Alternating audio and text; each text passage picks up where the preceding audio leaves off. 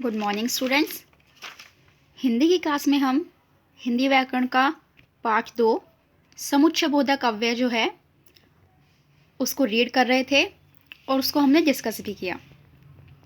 समुच्चयबोधक अव्यय के जो भेद है वो दो आधार पर होते हैं, बनावट के आधार पर और अर्थ के आधार पर। बनावट के आधार पर समुच्चयबोधक अव्यय को दो भागों में बांटा गया है, रूढ़ और यौगिक।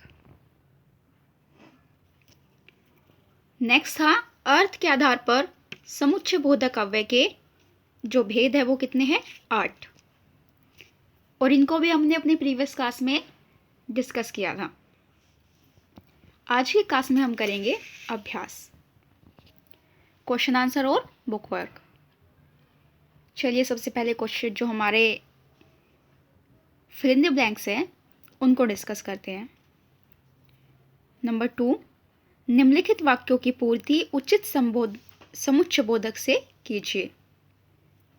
नंबर 1, वह नागपुर चला गया था इसलिए उससे भेंट नहीं हो पाई। वो नागपुर चला गया है तो इसलिए जो ये शब्द है ये आएगा समुच्चयबोधक। नंबर 2, रात को चोर नहीं बल्कि डकैत आए थे। कोई किसी को बता रहा है या कुछ भी कह रहा है कि रात को चोर नहीं आए थे बल्कि डकैत आए थे।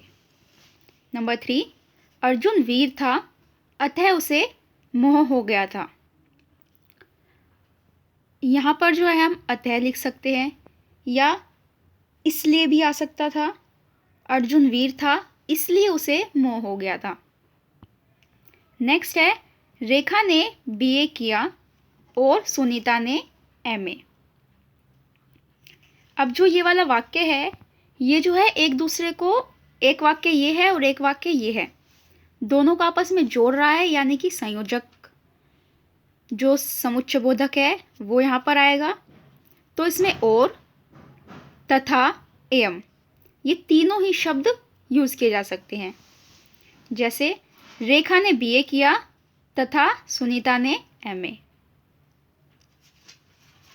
नेक्स्ट देखिए नंबर 5, संकट में धैर्य एवं धर्म की परीक्षा होती है। यहाँ पर भी सेम कंडीशन अप्लाई होगी, दोनों वाक्यों को आपस में संयोजक समुच्चयबोधक से जोड़ा जा रहा है, तो इसमें और, एवं कोई भी आ सकता है, दोनों। नंबर 6, मैं यह काम कर दूंगा परंतु तुम्हें भी मेरा एक काम करना होगा। ये जो शब्द है परंतु, ये जो है हमारा विरोध सूचक समुच्चयबोधक जो है उसमें से लिया गया है कि मैं ये काम कर दूंगा परंतु तुम्हें भी मेरा काम करना होगा। डन। अब आप इनको अपनी बुक में पेंसिल से फिल करेंगे। मैंने आपसे कल बोला था कि आप इसको खुद से सॉल्व करेंगे। आप चेक कीजिए कि आपने कितने सही किए हैं और कितने मिस्टेक है, और जो मिस्टेक है उसको इरेज करके दोबारा पेंसिल से करेक्ट जो वर्ड है उसको लिख लीजिए। चलिए अब हम करते हैं क्वेश्चन आंसर। क्वेश्चन नंबर 1, समुच्चयबोधक अव्यय किसे कहते हैं, उदाहरण भी दीजिए। तो इसमें हमें समुच्चयबोधक अव्यय की डेफिनेशन करनी है और कुछ एग्जाम्पल। ये है हमारा आंसर। आप अपने रजिस्टर में आज की डेट डालेंगे, पार्ट 2 समुच्चयबोधक अव्यय पार्ट का नाम लिखेंगे और उसके बाद क्वेश्चन नोट करेंगे बुक से, फिर लिखेंगे उत्तर। दो शब्दों, वाक्यों या वाक्य खंडों को जोड़ने वाले शब्द समुच्चयबोधक कहलाते हैं। अब जो उसका सेकंड पार्ट है कि उदाहरण भी दीजिए, तो उदाहरण, राम और महेश दोस्त है। राम और महेश दो शब्दों को कौन जोड़ रहा है, और, तो यहाँ पर और जो है वो हमारा समुच्चयबोधक अव्यय है। नंबर 2, यदि तुम आते तो मैं भी चलता। अब इसमें जो है किसी का आना और किसी के साथ जाना दोनों एक दूसरे से जुड़ रहे हैं, कनेक्ट हो रहे हैं, तो यदि, तो, ये दोनों ही शब्द समुच्चय बोधक अव्यय में अव्यय है। क्वेश्चन नंबर 2, बनावट के आधार पर समुच्चय बोधक कितने प्रकार के होते हैं? तो हमें बनावट के आधार पर बताना है कि समुच्चय बोधक कितने प्रकार के हैं। उत्तर नंबर 2, बनावट के आधार पर समुच्चय बोधक 2 प्रकार के होते हैं। कितने प्रकार के होते हैं? 2 प्रकार के।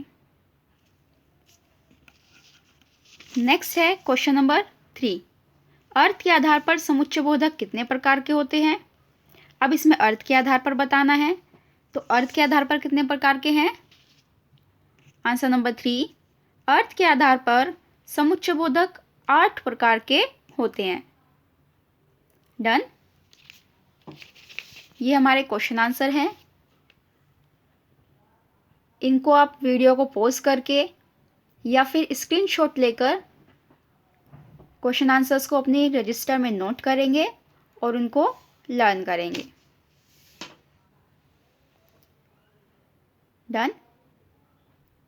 नेक्स्ट क्लास में हम जो हमारा चैप्टर 3 है विस्मयादि बोधक अव्यय उसको डिस्कस करेंगे। Thank you and have a nice day.